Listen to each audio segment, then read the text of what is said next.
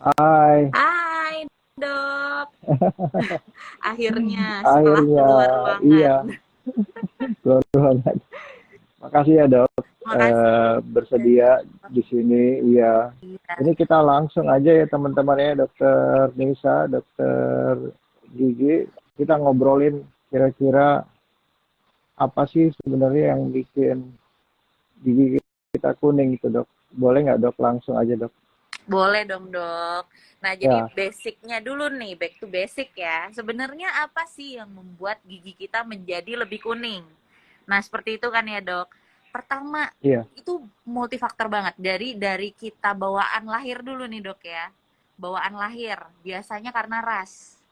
Nah, biasanya ras yang kulit hitam itu giginya cenderung lebih putih daripada ras yang kulit lebih cerah ataupun lebih putih seperti itu. Oh Itu gitu ya dok. satu. Iya. Yang kedua keturunan. Nah, jadi memang lapisan enamel, lapisan terluar dari gigi itu bisa Hmm. karena keturunan juga tuh, Dok, warnanya. Gitu. Jadi kalau misalnya orang tuanya mungkin dari kecil giginya itu cenderung lebih kuning, dia bisa juga menurunkan ke anaknya. Nah, terus lanjut lagi nih dok. Yang ketiga, pengaruh obat-obatan pas si ibu itu lagi hamil. Jadi misalnya nih, seorang ibu hamil, dia ada mengkonsumsi obat-obatan tertentu. Nah, itu bisa berefek ke anaknya nanti dok, yang lahir. Hmm. Terus yang paling penting nih, ini yang paling penting dan biasanya ini yang paling apa ya, yang paling berpengaruh ke orang-orang, yaitu usia dan gaya hidup. Nah, ayo Hmm. siapa yang mungkin doyan ngopi, doyan ngeteh, terus makan makanan Ini yang saya doyan dok berwarna. teh. Sebenarnya baik itu dok buat kesehatan. Baik. Jadi bukan Oh. dilarang, boleh mau ngopi, boleh mau ngeteh, boleh, tapi ada caranya. Gitu. Nah, itu dia. Terus yang terakhir usia. Jadi memang namanya gigi dipakai setiap hari ya dok. Kita pasti makan lah setiap hari. Kalau nggak makan ya bisa almarhum ya dok ya. Nah jadi Hmm. karena gigi itu dipakai setiap hari, jadi memang zat-zat dari luar itu cenderung masuk. Jadi memang Hmm. bertambahnya usia, gigi itu pasti akan menjadi lebih kuning. Yang tadi balik Hmm. lagi diperparah dengan gaya hidup, apa yang dikonsumsi. Seperti itu Dokter Henry basicnya. Hmm. Apa sih yang membuat gigi Apa menjadi lebih kuning? apa aja dok tadi gaya hidupnya dok yang bikin apa mempengaruhi warna? Itu Oke, warna kuning itu dapat dari mana sih dok? warna Maksudnya? kuning Kalau itu dari kulit kan uh, kelihatan kan kalau kalau tahu saya kalau kulit ya ada pigmennya kan, tapi kalau di gigi itu gimana dok? nah jadi kalau misalnya nih dok, gigi itu kita perbesar ya pakai mikroskop ya dok ya. Nah gigi Ah, itu dia nggak halus kayak dari luar kita lihat itu enggak, tapi dia itu ada porus-porus mikro, ada lubang-lubang mikro di hmm. permukaan gigi. Nah, itulah yang Hmm. membuat si zat warna cenderung masuk ke dalam si gigi itu. Seperti itu, Masuk ke Dok. dalam. Nah, Oh. terutama zat tanin. Nah, zat tanin itu yang paling sering dan paling mudah masuk ke dalam si gigi. Zat tanin itu dari mana? Dari kopi dan juga teh. Nah, Anin. tapi Ya. Dok, iya, tapi kalau misalnya nih kita bayangin kopi dan teh ya, kira-kira mana yang paling bikin gigi cepat kuning ya? Nah, orang masih banyak berpikir, oh kayaknya kopi deh, karena kopi kan warnanya lebih gelap ya dok ya. Mm-mm. Tapi enggak, ternyata di antara kopi dan teh, yang paling banyak zat taninnya itu ada di teh. Jadi yang Hmm. bikin gigi kita lebih kuning itu adalah teh yang lebih banyak mengandung zat tanin. Seperti itu Hmm. dok. Tapi kopi itu biasanya dia bukan masuk ke dalam pori-pori gigi pewarnaannya, tapi dia itu apa Hmm. ya kayak meninggalkan noda. Nah, noda itu kalau dari kopi bisa dihilangkan dengan proses scaling atau pembersihan karang gigi. Cuman kalau zat tanin ini yang udah masuk ke dalam pori-pori si gigi, itu nggak akan bisa kita hilangin dengan proses scaling. Ada proses khusus lagi Hmm. nantinya, seperti itu. Karena kalau scaling itu bagian luar aja dok ya, Iya, nggak bisa kalau scaling itu masuk dia ke dalam. bagian permukaan aja dok. Jadi cuman menghilangkan noda-noda yang menempel, menghilangkan karang gigi, seperti itu. Terus tadi dok, gimana cara menghilangkan gigi kuning? Bisa Nah, nggak gigi kuning dihilangkan dok? Atau memutihkan? Bahasanya gimana? nah iya, memutihkan gigi kuning. Jadi dok, tadi kan ada, jadi pewarnaan itu ada macam-macam. Ada yang cuman menempel di luar hitam-hitam, yang berasal dari kopi dan lain-lain itu. Jadi dia itu memang hilang dengan proses scaling. Nah, terus ada lagi yang dia memang zat warnanya tuh masuk ke dalam pori-pori. Jadi dia masuk ke dalam pori-pori, terus dia itu nggak akan hilang dengan kita sikat gigi yang kenceng, mau bagaimanapun, terus mau kita scaling itu nggak akan hilang. Nah, caranya menghilangkan si zat warna yang memang udah masuk ke dalam si pori-pori gigi ini adalah pertama, kita bisa lakukan proses bleaching. Nah, yang kedua, kita bisa melakukan proses veneer. Jadi ada perawatan bleaching dan juga perawatan veneer. Bedanya apa dok? Bleaching sama veneer? Nah, beda dok. Jadi kalau misalnya bleaching, itu tuh kita hanya mengoleskan obat. Jadi kayak obat, kita bahan zat tertentu, semacam obat gitu, kita oleskan ke permukaan gigi. Nah, jadi memang dia itu tidak ada pengasahan, tidak ada gimana-gimana. Jadi cuman obat diolesin aja gitu. Nah, obat ini fungsinya, obat ini adalah zat yang cukup cukup kuat, yang dia bisa membuka pori-pori si gigi ini. Nah, jadi nanti pori-porinya kebuka, terus zat kuning yang ada di dalam itu ditarik keluar. Seperti itu, dok. Nah, tapi banyak orang yang nanya, aduh dok, kan kalau misalnya udah di bleaching, itu kan nanti gigi saya ngilu ya dok, karena kan pori-porinya kebuka gitu ya. Banyak tuh, berarti kalau misalnya proses bleaching, pori-pori saya dibuka, gigi saya rusak dong dok. Nah, banyak tuh dok yang nanya kayak gitu tuh dok. Jawabannya adalah tidak, pemirsa, teman-teman. Enggak ya. Jadi proses bleaching itu, kalau misalnya ditanganin dengan dokter yang tepat, dengan dokter ya, bukan dengan orang yang sembarangan dan dengan cara yang benar, itu tidak akan merusak gigi. Kenapa? Memang nih, awalnya kan pori-porinya kita buka, terus zat warnanya kita keluarin, ya. Nah, itu tapi dia itu hanya mikro sekali, jadi benar-benar kecil sekali. Nah, jadi misalnya kita konsumsi kalsium dari susu dan lain-lain ya, kita kan pasti konsumsi kalsium ya dok ya, dalam makanan sehari-hari. Nah, itu bisa membantu menutup pori-pori tadi, gitu. Terus juga otomatis dokter gigi biasanya juga suka memberikan obat oles yang dioleskan. Nah, itu juga mempercepat penutupan si pori-pori tadi dan menghilangkan rasa ngilu. Terus rasa ngilu memang sebagian orang ada yang ngerasain, sebagian tidak. Karena kan level sensitif orang beda-beda ya. Tapi biasanya maksimal pun hanya 1 hari. Jarang banget pasien saya tuh yang lebih dari 1 hari itu jarang banget. Dan itu bisa ditangani dengan konsumsi obat. Jadi sebenarnya proses bleaching ini aman banget nih. Aman banget dan ibaratnya nggak perlu takut lah dilakukan proses bleaching. Tapi dok, ada bedanya nih antara bleaching sama veneer nih. Biasanya pasien itu pengen putihnya seperti apa sih? Ya kan? Apakah putih yang natural, yang mungkin sama dengan gigi aslinya, atau putih banget gitu? Jadi kalau misalnya proses bleaching, itu dia hanya mengembalikan warna sama dengan gigi asli kita. Jadi misalnya nih kan tadi proses bleaching, kenapa sih gigi bisa kuning? Salah satunya kan karena pemakaian usia ya dok ya, pemakaian usia, misalnya makin tua, makin berumur dia pasti makin akan kuning. Jadi proses bleaching itu hanya mengembalikan ke warna gigi kita sama seperti kita tumbuh gigi tetapnya gitu. Jadi gigi asli kita dulu sebelum kita ngopi, sebelum kita ngeteh, nah sama atau naik 1-2 tingkat maksimal. Tapi kalau misalnya pengen yang putih, misalnya udah di bleaching nih, aduh dok ternyata saya masih pengen lebih putih lagi. Nah kita masuk ke tahap selanjutnya yaitu veneer. Seperti itu dok ya. Kalau bleaching itu kan kalau di kulit seperti exfoliating berarti dok, dilepaskan bagian luarnya aja.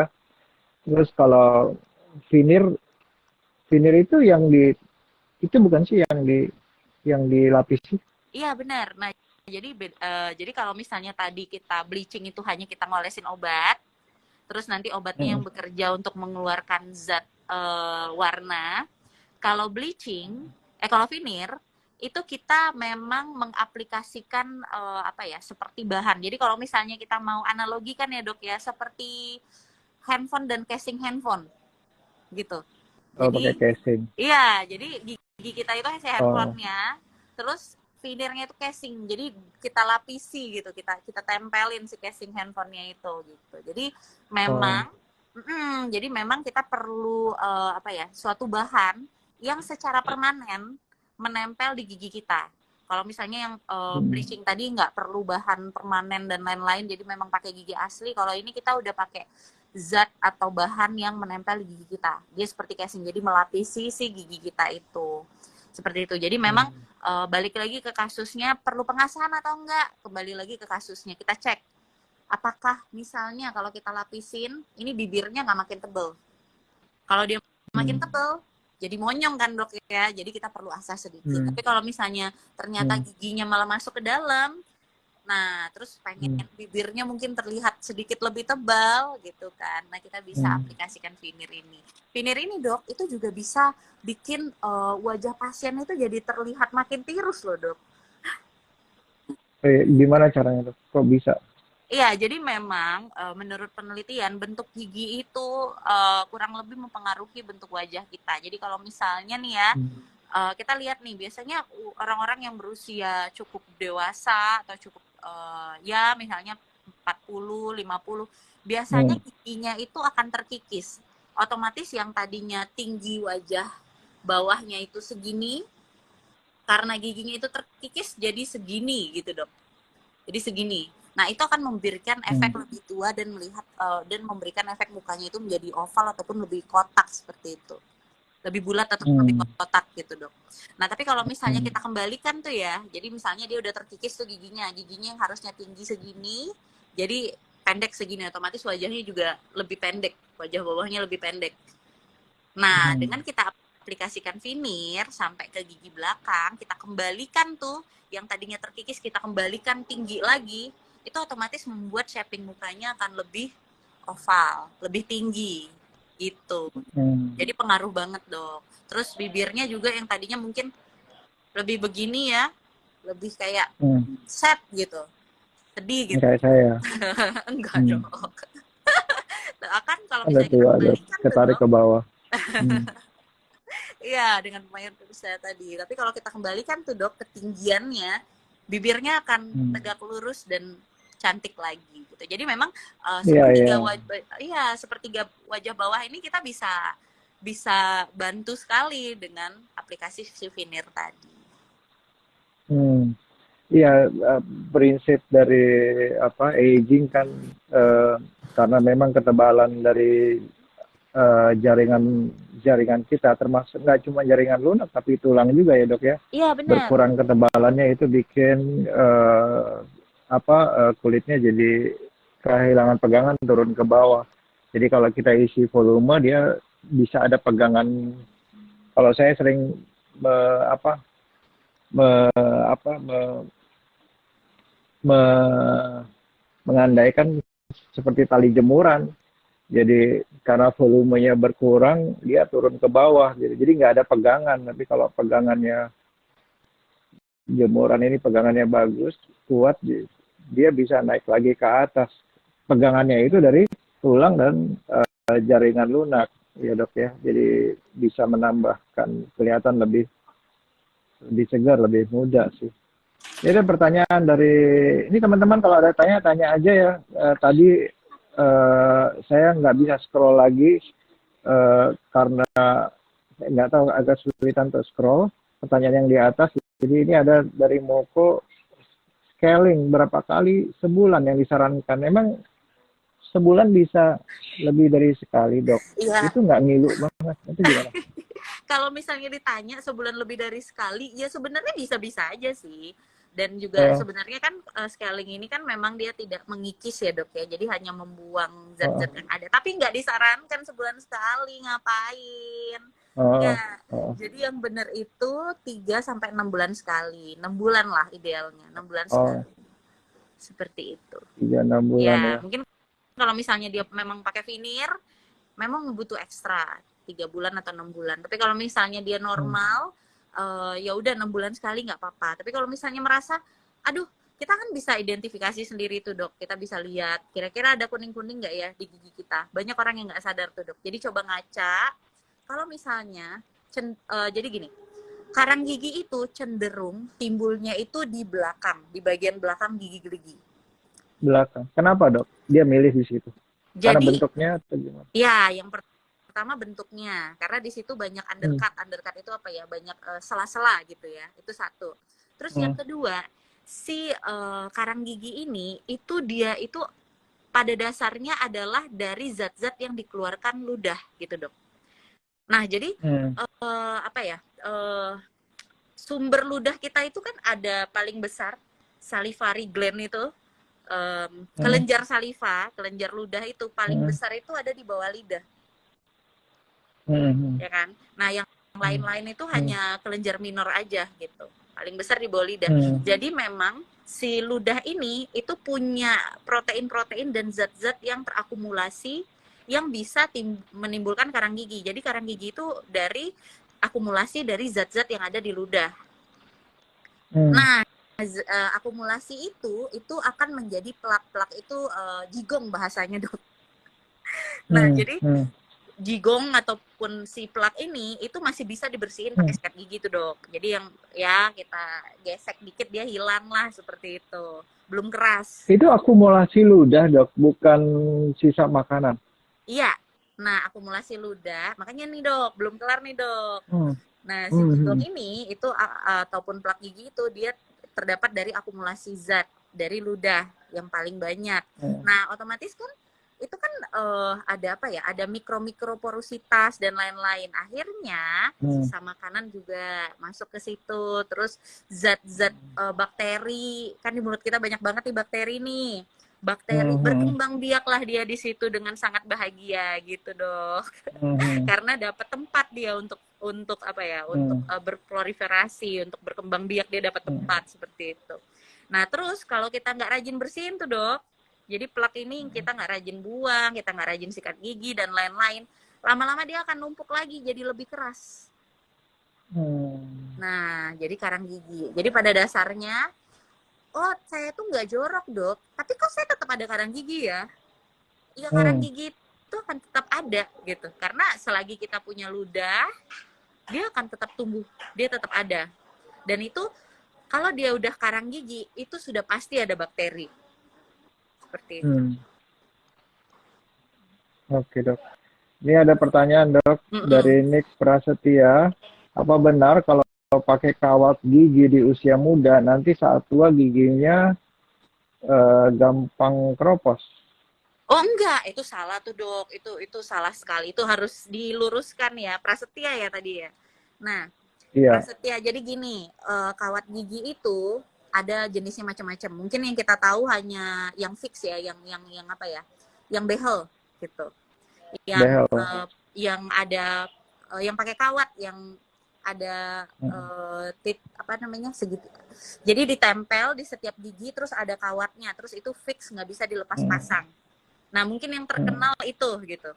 Tapi sebenarnya Hmm. kawat gigi itu jenisnya ada macam-macam. Ada yang fix yang nggak Hmm. bisa dilepas pasang tadi, yang common lah Hmm. ya.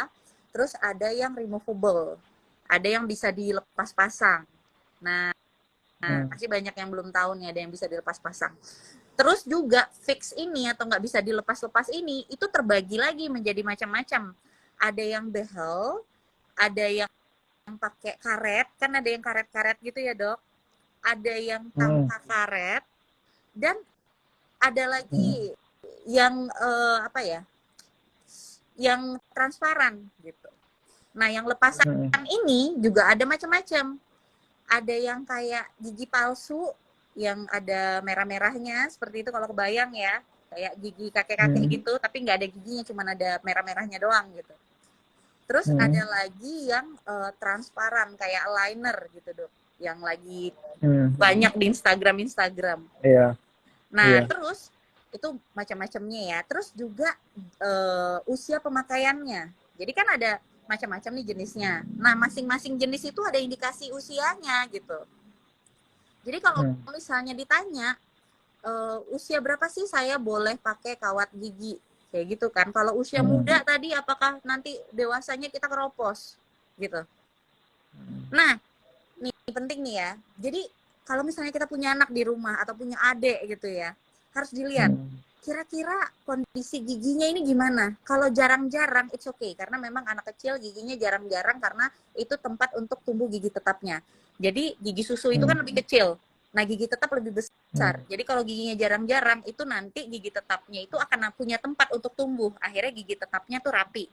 Tapi kalau misalnya dia udah maju nih depan belakang gitu ya, miring-miring gitu, posisinya miring-miring, terus udah ke depan ke belakang gitu ya. Nah itu tuh itu yang harus dirawat sejak dini gitu. Nah rawatnya gimana? Ini banyak kasus nih dok, korban tukang gigi nih dok, karena saya salah satu yang suka melihat hal itu ya, maksudnya salah satu yang aktif di bidang itu juga ya. Jadi banyak pasien-pasien yang hasil tukang gigi. Jadi misalnya dia masih usianya di bawah 12 tahun gitu. Terus giginya masih belum tumbuh semua tapi udah pakai behel yang fix. Yang masyarakat sering lihat yang yang pakai karet. Kawat semua. Yang pakai kawat dan pakai karet. Nah, itu nggak boleh tuh, Dok. Itu berbahaya sekali. Karena bisa menghambat pertumbuhannya anak tadi karena tulangnya masih bertumbuh. Tulangnya masih bertumbuh, giginya masih bertumbuh. Dan diikat sama si fix tadi, akhirnya dia nggak bisa tumbuh. Dia malah kelainan pertumbuhannya, malah giginya ke depannya bakal berantakan. Dan juga yang tadi ukurannya harusnya segini, malah nanti mukanya aneh ke depannya, dewasanya seperti itu. Nah, tapi yang disarankan adalah pakai kawat alat ortodonti atau itu pakai yang lepas pasang. Gitu. Jadi beri kesempatan buat pertumbuhan ya dok ya? Iya, karena yang lepas pasang itu dia punya alat untuk memacu si giginya itu tumbuh seperti itu. Oke dok, ini ada pertanyaan lagi dari Marta Vega. Kalau kita udah bleaching itu cepat balik lagi kuning nggak? Terus gimana cara pencegahan supaya nggak cepat balik kuning? Dan kalau sikat gigi biasa cukup nggak? Sikat gigi biasa kan biasanya 2 kali sehari atau 3 kali. Tapi gimana dok sikat gigi itu sebenarnya kapan baiknya sikat gigi? Itu kan yang basic ya dok ya? Kita back to basic. Tapi sebelumnya saya jawab pertanyaan pertama dulu ya dok ya. Kalau seandainya kita udah bleaching, terus otomatis biasanya kan kalau bleaching itu 2 tahun sekali atau setahun sekali ya dok ya. Kita ulang lagi. Gimana caranya menjaga supaya hasil bleaching saya itu awet gitu. Nah benar, jadi kalau misalnya di bleaching itu nggak semerta-merta seumur hidup atau sampai 4 tahun, 5 tahun itu warnanya tetap sama, enggak. Dia bisa kembali lagi sesuai dengan gaya hidup kita tadi gitu. Nah tapi ada nih cara mempertahankannya nih supaya dia tetap awet. Yang pertama adalah selain kita memperbaiki gaya hidup ya, jadi sedikit tips. Jadi kalau misalnya habis minum kopi, minum teh, kumur-kumur air putih gitu. Jadi kayak dibilas gitu, pakai air putih. Itu satu. Terus yang kedua adalah nanti bisa mungkin akan disarankan oleh dokternya ataupun kamu bisa request untuk memakai home bleaching gitu. Jadi bleaching yang digunakan di rumah. Jadi ada 2 jenis nih. Bleaching yang mungkin langsung di kursi dokter gigi, di klinik dokter gigi yang cuman 1 jam 2 jam selesai. Dan bleaching yang bisa kita aplikasikan di rumah. Nah, kalau misalnya bleaching yang di dokter gigi 1-2 jam selesai, itu hasilnya cepat instan. Langsung terlihat saat itu juga gitu. Nah, terus nanti biasanya setelah itu dokter gigi akan mencetak tuh gigi kita dicetak, terus nanti 3 hari atau seminggu kemudian akan dikirimkan semacam tray. Nah, tray itu kita bisa olesin obat bleaching. Jadi kita pakai si tray-nya itu yang di dalamnya ada obat bleaching. Kita gunakan setiap malam. seperti itu. Home bleaching. Nah, itu bisa bisa manajemen ataupun bisa menjaga si warna kita itu biar tetap putih seperti itu, Dok. Dan itu aman. Nah, kalau misalnya kita rajin seperti itu ya biasanya akan bleaching lagi ya bisa lama sekali, bisa 3 tahun lagi kayak gitu. Gimana tadi perawatan gigi di rumah, maksud saya sikat giginya berapa kali, Dok? Sebenarnya harusnya kita. Nah, Dok, itu ada suara berisik-berisik kedengeran nggak ya? Enggak. Oke kok. Oke ya. Masalah. Jadi back to basic. Nah, ini penting banget nih untuk diketahui. Jadi memang bagaimana sih cara merawat gigi yang benar di rumah? Ya, yang bisa kita aplikasikan dan lakukan sehari-hari. Oke. Yang pertama sikat gigi. Sikat gigi itu kapan sih? Sikat gigi ada yang 3 kali, ada yang 4 kali, ada yang 1 kali pagi doang, atau mungkin pas mandi doang sikat gigi. Kalau nggak mandi nggak sikat gigi seperti itu.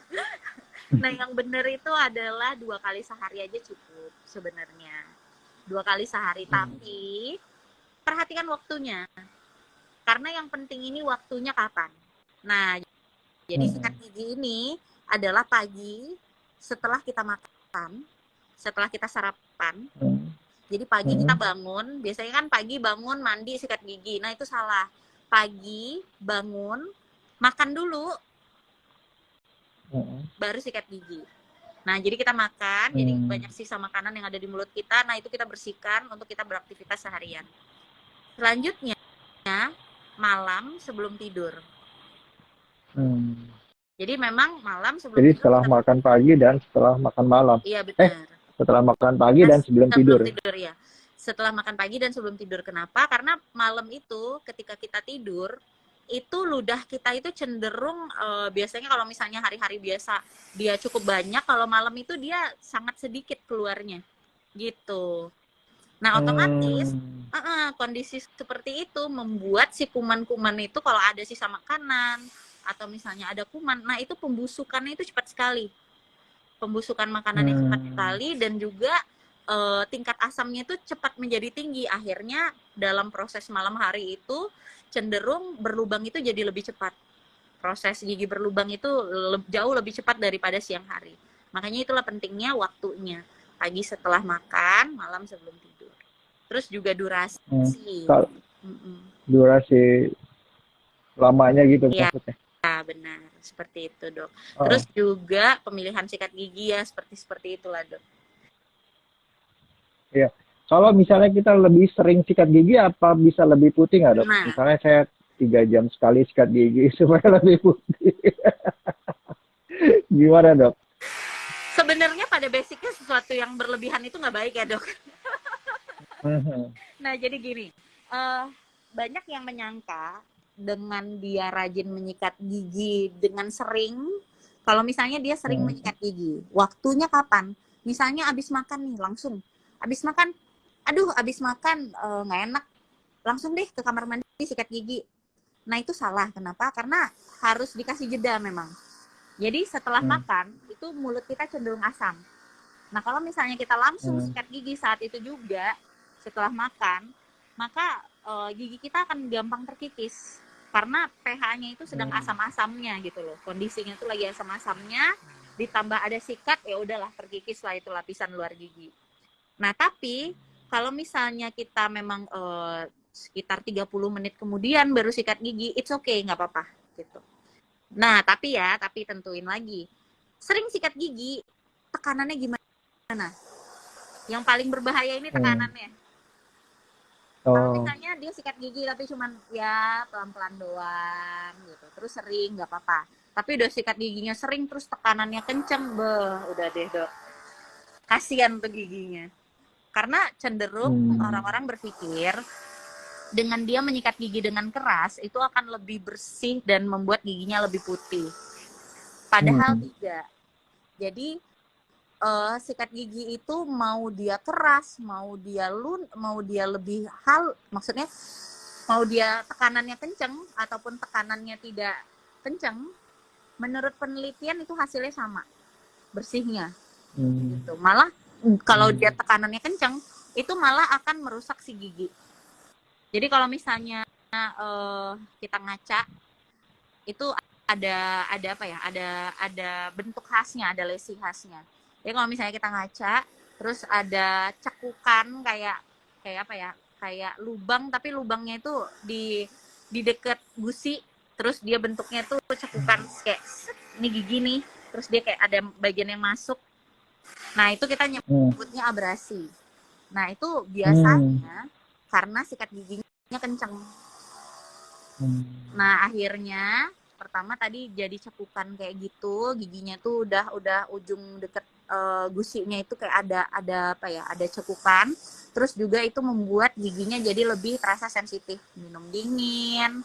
Terus misalnya lagi bicara atau misalnya nafas lewat mulut tiba-tiba langsung ngilu sekali. Nah, itu bisa jadi karena efek menyikat gigi terlalu keras. Terus juga gusinya yang kan kencang tuh, Dok. Gusinya itu juga jadi kasihan gitu.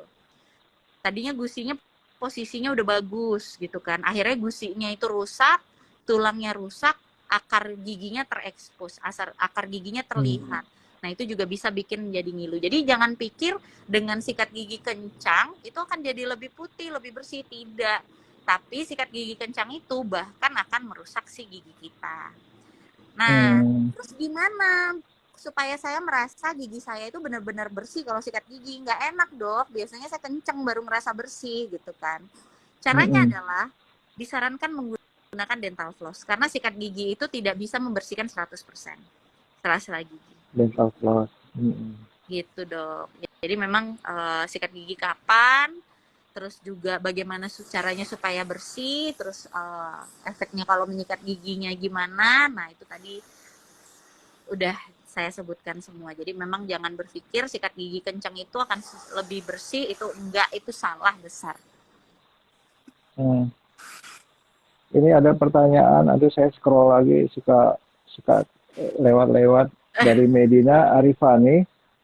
Kalau gigi terakhir yang tumbuh itu mesti dicabut, benar nggak sih, Dok? Oh, gigi ini nggak ada bungsu hubungan gitu sama warna sih. Oke.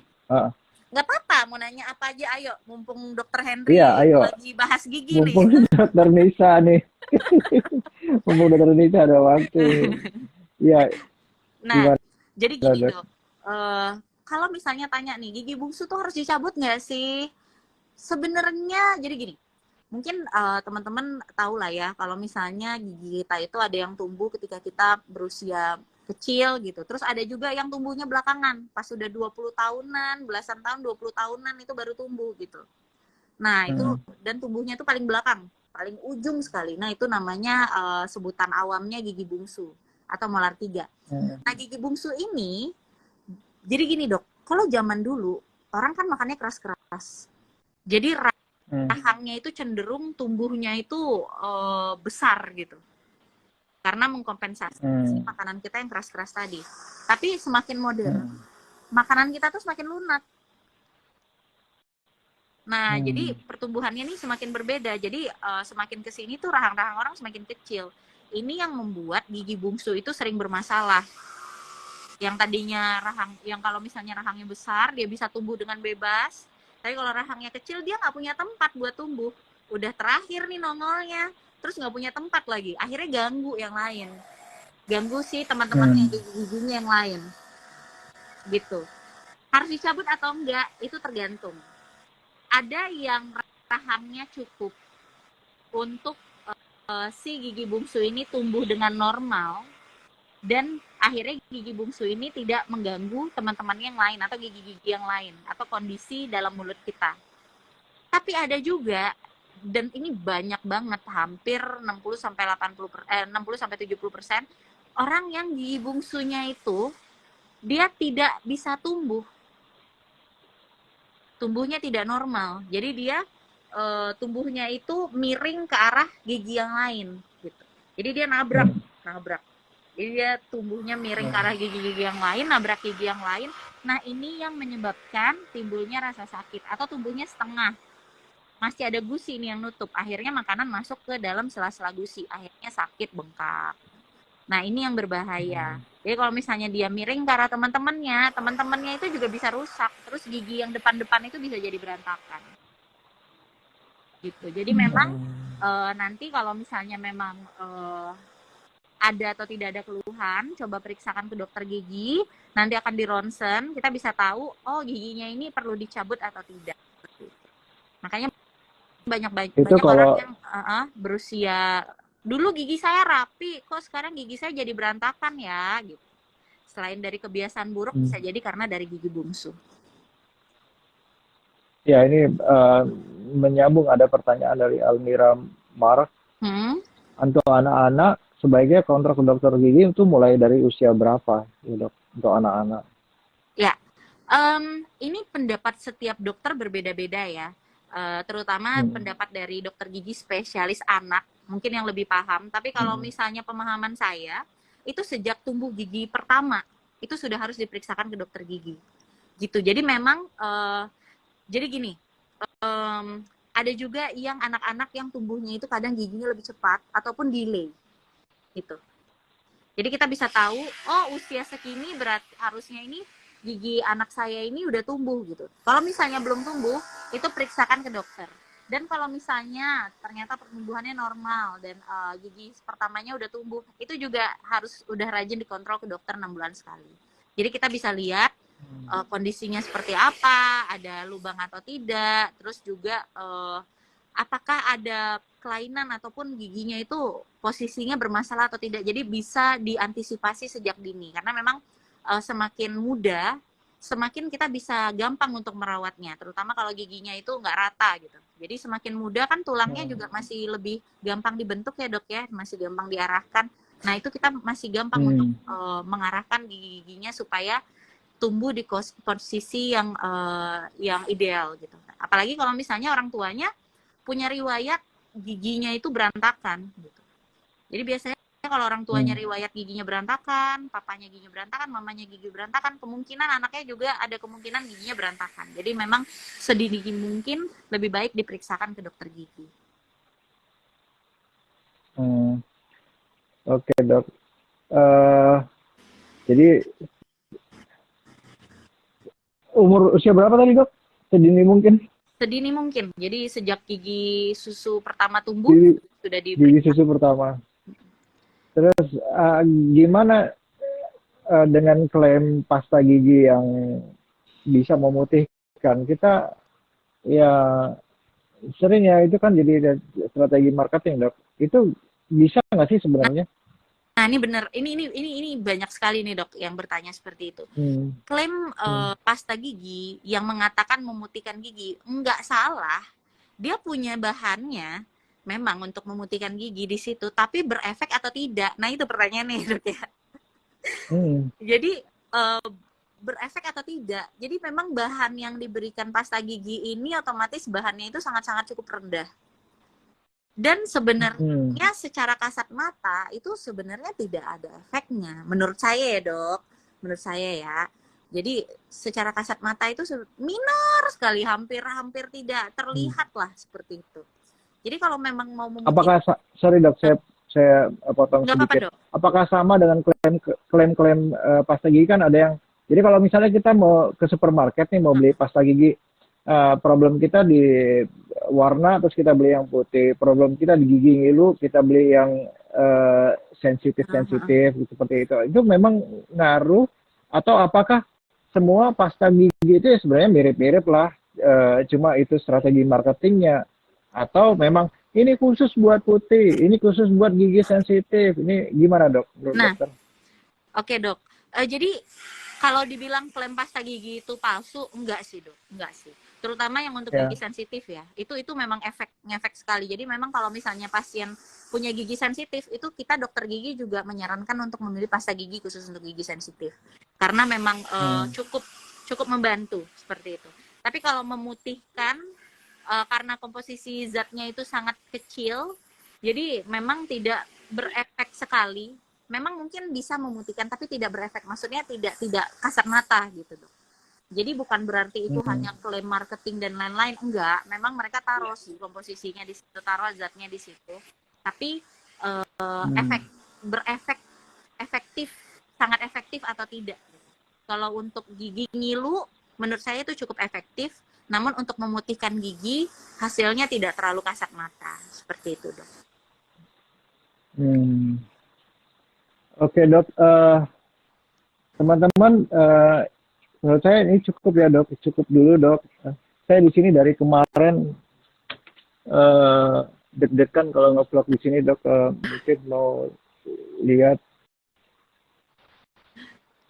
karena di sini banyak monyetnya, jadi kayak kemarin tiba-tiba ada monyet, saya kabur aja.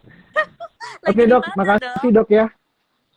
Lagi jalan-jalan dok, lagi Ih, cuti. seru sekali. Happy holiday, Dok. Ya, baik dok, makasih dok. Teman-teman makasih ya. Sampai ketemu lagi ke depannya. Makasih dokter Nisa, punya ada waktu nanti ke depannya kita buat lagi. Makasih Oke, dok, dengan makasih senang teman-teman. hati. Makasih Dokter Henry udah diundang. Terima kasih teman-teman semua bersedia menonton. Sampai ketemu di live lain kali ya, Dok ya, live selanjutnya. Iya dok, baik dok. Makasih dok. Bye.